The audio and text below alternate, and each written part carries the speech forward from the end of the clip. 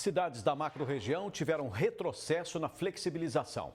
Ribeirão Preto é um desses municípios. Agora há pouco, o prefeito de Ribeirão, Duarte Nogueira, o secretário de Saúde, Sandro Scarpellini, falaram sobre o assunto. O André Costa acompanhou essa coletiva do prefeito, ele está ainda no centro da cidade e tem mais informações para a gente. André Costa, uma boa noite para você. Olá, Pulse, boa noite para você, boa noite para todos que acompanham a segunda edição do Jornal da Clube. Exatamente, Pulse, essa reunião, essa coletiva terminou agora há pouco, na presença também do secretário de Saúde e também do secretário da Casa Civil. Bem, o prefeito começou ali atualizando os casos do novo coronavírus aqui na cidade. Até agora são 53 óbitos, ontem eram 48, então 5 óbitos a mais.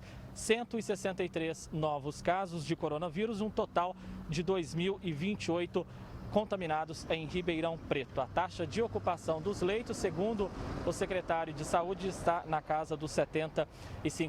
Pois bem, na hora do almoço, o governo do estado de São Paulo atualizou o plano São Paulo de retomada da economia e Ribeirão Preto acabou regredindo na flexibilização naquele mapa. Nós estávamos na fase laranja, várias atividades puderam voltar a funcionar, principalmente os shoppings e também o setor comercial, só que isso acabou. Ribeirão Preto, então, volta para a fase vermelha, apesar de bons indicadores. Segundo o prefeito Duarte Nogueira, a cidade teve que regredir e ele explicou o porquê dessa regressão. Vamos ver. No caso de taxa de ocupação de leitos de UTI Covid percentual, Ribeirão Preto encontra-se na fase de abertura parcial, ou seja, na fase verde, vocês vão ver logo em seguida. No caso de leitos de UTI Covid para cada 100 mil habitantes, idem, estamos na fase verde. Na fase de número de casos novos dos últimos 7 dias, em relação ao número de casos novos dos 7 dias anteriores, nós já estamos na fase de flexibilização, na fase amarela. O que nos levou para a fase de alerta máximo foram os 2 últimos indicadores. Novas internações nos últimos 7 dias, em relação às novas internações nos 7 dias anteriores, e o número de mortes nos 7 dias anteriores, passados em relação aos 7 anteriores. Bem, então a partir da próxima segunda-feira o comércio volta a ficar fechado, assim como os shopping centers, as imobiliárias e também as concessionárias de veículos. O prefeito anunciou ainda aqui nessa coletiva a abertura de novos leitos de coronavírus, de Covid no HC e também no Hospital de Serrana. Pediu a colaboração da população para que nos próximos 15 dias, lá para o final de junho, quando tivermos aí uma nova atualização desse plano São Paulo de retomada da economia, a cidade possa voltar para a fase laranja, segundo o prefeito, podendo ir até para a fase amarela. Bem, as entidades lamentaram, claro, esse fechamento do comércio, algumas até discutindo esses dados, quais critérios o governo de São Paulo levou para acabar trazendo um fechamento do comércio na macro-região de Ribeirão Preto, de Barretos e até de Araraquara.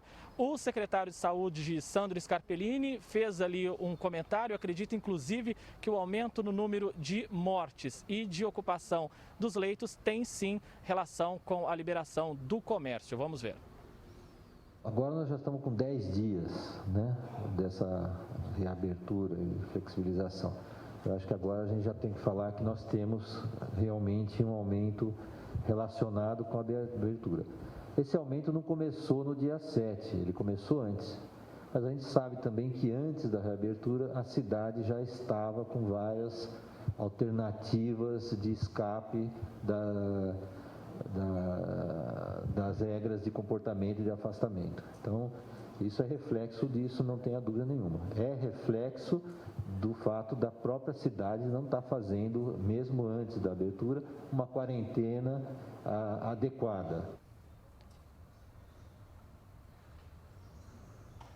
Por isso, o pedido, então, que a população respeite a quarentena a partir da próxima segunda-feira, já que o comércio poderá funcionar na sexta e no sábado, amanhã o comércio estará fechado. Então, o prefeito pede a colaboração para que o comércio volte a funcionar no final do mês, quando acontecer essa flexibilização. Só orientando, aquele sistema drive-thru, ele pode continuar acontecendo, não na porta das lojas. O cliente tem que pedir, a loja entrega no calçadão. no carro da pessoa, mas não pode ter esse contato. Ao meu lado está o Paulo César Garcia Lopes, presidente do Sincovarp. Paulo, Sincovarp lamenta, claro, né, esse fechamento, até porque não durou nem 10 dias, né? Boa noite para você. Boa noite a todos. Realmente foi uma decepção nesse sentido que nós nos preparamos, né, para que no dia 15 houvesse uma mudança de categoria, passasse para uma outra faixa com maior período de horas para ser trabalhada, mas infelizmente a gente também sabia que poderia ocorrer isso, porque a gente vem acompanhando os números, né, e os números não são tão positivos como o próprio prefeito mostrou, né? Então, e o secretário mostrou. Então a gente vê com muita preocupação. Nós temos uma campanha colocada pelas principais entidades, um grupo de forças de entidades, para colocar a população mais consciente, né? Que esse é o principal fator. Nós achávamos que inclusive poderia ocorrer isso em função justamente do comportamento das pessoas. Infelizmente as pessoas continuam fazendo aglomeração em alguns estabelecimentos populares, nos bairros. Isso nos preocupou muito. Então, mas de qualquer forma, não foi esse o fator preponderante para que nós voltássemos, mas sim o número de mortes que ocorreu. Nós somos base de uma região importante do estado e que os números pioraram bastante.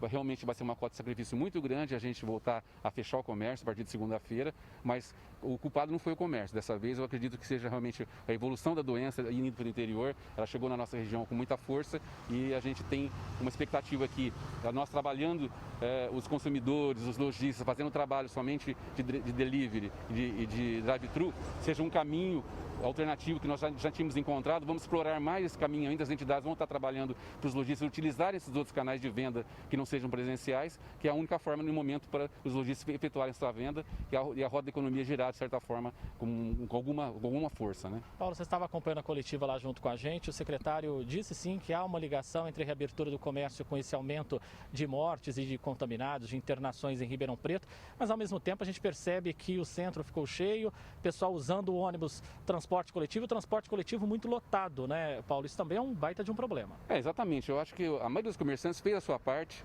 O comerciante está seguindo as determinações com bastante rigor. Você viu, abriu shoppings com bastante controle. Então não foram o comércio ocupado disso, não. Nós acreditamos que sim, o comportamento das pessoas é que levou à piora dos números, e a gente então vê que é preciso fazer um trabalho de conscientização ainda mais forte, e nós estamos juntos aí com o poder público no sentido de aumentar a consciência das pessoas que a quarentena continua, a doença infelizmente regrediu, e a gente tem que trabalhar a consciência das pessoas e manter a quarentena, o isolamento, e ajudar para a gente reconquistar o que nós havíamos perdido e o comércio voltar a funcionar. Tá certo. Paulo César Garcia Lopes, presidente do Sincovarp, muito obrigado pela sua entrevista aqui no Jornal da Clube. É isso então, Paulo Pucci, amanhã uma reportagem completa também sobre esse assunto na primeira edição do nosso jornal. É com você. E André, trazendo informações ao vivo aí sobre as mudanças na flexibilização, mudança de fase então para Ribeirão Preto na próxima segunda-feira. Obrigado, André.